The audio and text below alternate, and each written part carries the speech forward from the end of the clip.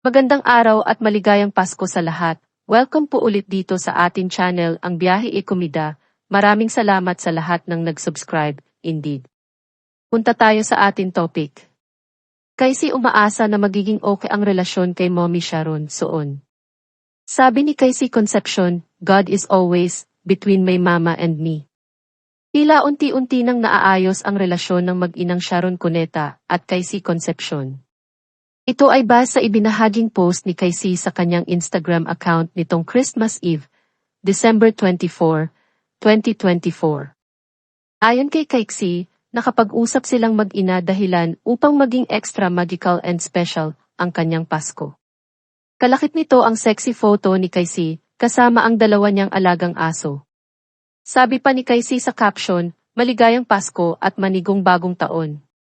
Ang Pasko ay laging tungkol sa pag-ibig, tawa, at oras sa pamilya para sa akin, pagtatapos ng taon sa mismong usapan namin ni Mama. Lagi niyang ginagawang extra magical at special ang holidays.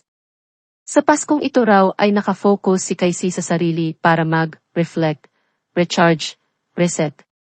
Anya pa, para sa Kapaskuhan ngayong taon, kinukuha ko ang tahimik kong espasyo para manalangin, magmuni-muni, mag-recharge, mag-reset, at umasa sa mga pagpapalang alam kong inilaan ng Diyos para sa akin at magkaroon ng pamilya. I know nandyan lang si God para sa amin and magiging ok ang lahat. Lalo na sa pagitan namin ni Mama.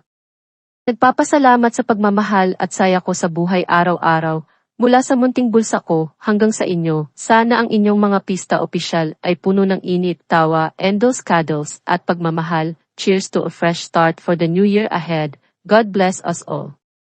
Umugong ang usapang may hidwaan sa pamilya ni Casey noong August 29, 2023. Ito'y matapos i-unfollow ni Casey sa Instagram sina Kiko at Frankie. Kinabukasan, August 29, mismong si Casey na ang nagkumpirmang in-unfollow nga niya sa Instagram ang stepdad niya at half-sister. Wala siyang sinabing dahilan bukod sa nais lamang daw niyang alagaan ang kanyang mental health para na rin sa kanyang peace of mind. Mula noon, naging mapagmatsyag na ang publiko sa mga ikinikilos ng mag-ina, kung sila ba ay bati na o nanatiling umiiwas sa isa't isa. At yan ang atin latest showbiz chika update for today. Huwag kalimutan mag-subscribe, click the notification bell for more showbiz chika updates, like and share the video at pakisuportahan po ang atin Facebook page. Maraming salamat sa lahat ng nag-subscribe, indeed.